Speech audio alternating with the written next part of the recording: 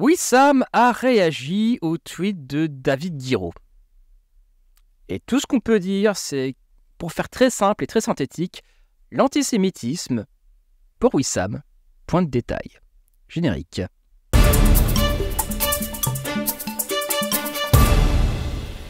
Donc voici, là on est en train le QRT d'Emmanuel Sanders, qui a un compte Twitter plutôt basé sur l'antisémitisme. Ouais, c'est vrai, je le suis, il me suit, c'est un mutu, voilà. Et donc, il a fait une explication. Déjà, je vais lire un petit peu le thread de Wissam. Et disons que alors, mon avis sur Wissam, globalement, le valet d'Ouria Bouteja, je ne le respecte pas. Voilà. Globalement, c'est l'idée. Ah, peut-être s'il change d'avis, s'il commence à voir clair, etc., là, je réviserai mon jugement. On peut changer, c'est pas interdit. Dans l'état actuel des choses, comme dirait un grand philosophe, non, je ne te respecte pas. Voilà. J'ai pas vu le tweet de Guiraud, j'ai la flemme de tweeter depuis 4 jours. Non, allez, je vais le dire. Bon, c'est bizarre quand il y a ce genre de tweet, ils ont toujours aquaponné. Mais apparemment, il est très maladroit et peut-être vu comme un dog whistle antisémite. Alors, il n'est pas maladroit, les mots sont assez faibles. Et peut-être... ouais, ok, je note. Maintenant, parlons sérieusement. Quel serait le projet politique antisémite de Guiraud concrètement?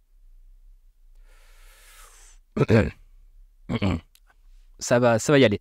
Nous, quand on dit qu'un tel est raciste, islamophobe, antisémite, etc., c'est qu'une fois au pouvoir, il mettrait en place des lois qui défavoriseraient et opprimeraient les indigènes, etc. Donc, est-ce qu'on peut me dire concrètement ce que ferait Guiraud en termes d'antisémitisme? Je sais pas, moi, de les pousser sous le bus, de faire des checks, je sais pas, à un moment donné, c'est... si tu vois pas le problème, c'est qu'il y a un problème. Le tweet de Guiraud était très maladroit, il l'a supprimé. On lui a remonté les bretelles, voilà. Alors déjà, d'une, qui lui a remonté les bretelles? C'est parce que c'est pas les députés et les filles de ce que j'ai pu en voir. Ah non, mais le gars, mytho sur 20, quoi. Pour moi, il est tout de même pas suffisant pour en faire un militant antisémite. Non, quand il parle de four, de four et de petites d'enfants dans une conférence en Tunisie, quand une association juive l'attaque en justice pour ses propos, et qui répond avec une ref antisémite de Dragon Céleste du 18-25. Non, je pense qu'on a tort de s'emballer. Effectivement, je pense qu'on a à peu près tort. Il faut regarder au-delà de ça, son action politique concrète dans sa globalité. Il aurait pu dire que c'est de l'antisémitisme soft, hein, c'était une autre strate aussi, hein, apparemment. Hein.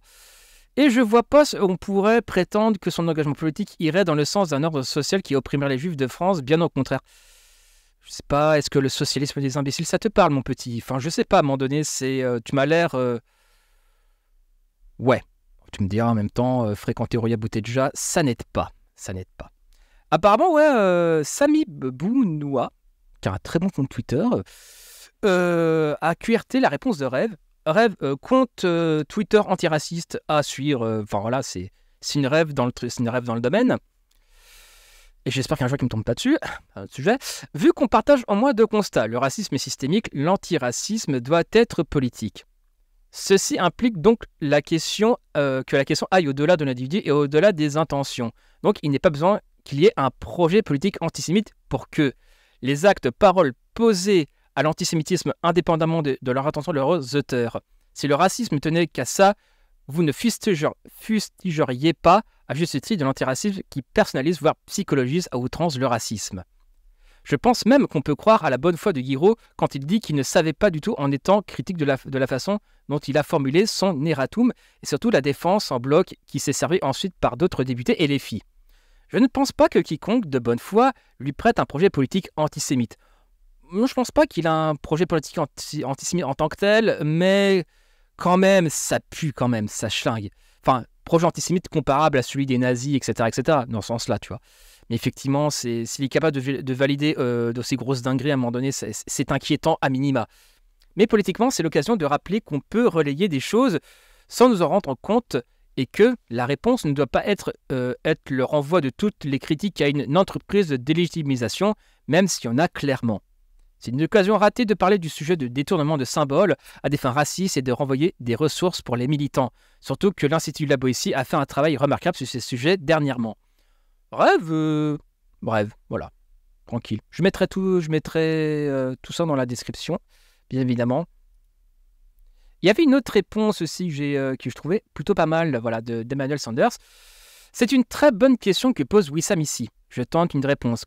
Comme à chaque fois qu'un politicien use d'antisémitisme, c'est pour créer un ralliement de tous les autres. Et c'est exactement la tragédie de Mélenchon depuis plusieurs années. L'ennemi, ce n'est pas le musulman, c'est le financier, disait-il. Alors pour répondre à la question de base, quelle politique concrètement serait-elle mise en place qui nuirait aux juifs? Bon, déjà la question n'est pas super bien posée car l'antisémitisme ne se diffuse pas seulement par les biais de politiques étatiques. Mais pour répondre, au vu de l'influence merci, mal écrit, des coloniaux sur la LFI, ma crainte serait qu'une fois au pouvoir, l'antisémitisme que subissent les juifs soit nié exactement comme il est nié au moment par la LFI et par une grande partie de la gauche antiraciste. Cette même gauche, quand elle trouve qu'on en fait trop avec la Shoah, qu'il y a un philosémitisme d'État, j'ai peur qu'elle n'enlève aux Juifs les quelques protections obtenues pour les lieux de culte et écoles juives. Bref, si on a l'espoir naïf que ces SOSDEM tout mou change quoi que ce soit par des élections, on peut avoir aussi des raisons objectives d'être inquiet sans excès pour la minorité juive. Effectivement. Effectivement aussi, ouais, voilà, c'est vu que certaines sphères décoloniales, pas tous les décoloniaux, parce que bon, les décoloniaux ne se résument pas à Horia Boutelja. Bon, à un moment, il faut un minimum être sérieux, quoi. Horia Boutelja, c'est point de détail de l'histoire décoloniale. Mais malgré tout, elle a quand même, de par un travail de matraquage et de présence, ils arrivent plus ou moins à peser sur la LFI. Et c'est vrai que par rapport à ça, vu qu'Horia Boutelja a parlé dans les années 2010 de philosémitisme d'État, et c'est un fantasme qui continue encore aujourd'hui. J'ai fait 2 entretiens avec Memphis Rikberg sur la question, donc j'invite tout ça dans la description. Donc voilà. Et donc, je m'empêche que j'ai pas vu le tweet de Digoro et j'ai la flemme de tweeter depuis 4 jours. Non mais t'as raison. Oui, l'antisémitisme, oui, la flemme. Non, en vrai, ça vaut pas le coup de s'indigner, en vrai de vrai. Putain, mais l'indignation sélective de ces militants, moi, ça me butera toujours, quoi. Que tu sois pas au point, que tu sois pas à la même niveau d'intensité sur tous les points, sur toutes les luttes. Bon, ça, je l'entends concrètement, tu vois. Mais déclarer, ouais, en fait, j'ai la flemme. Ouais. Enfin bon, il n'y a rien à attendre de mieux politiquement du valet d'Horia Boutelja. Enfin bref, n'hésite pas à me dire ce que t'en penses. De toute façon, j'ai fait un debunk d'Horia Boutelja avec le camarade Frédéric Balmont, le camarade de la CNT, tout ça. Lien dans la description.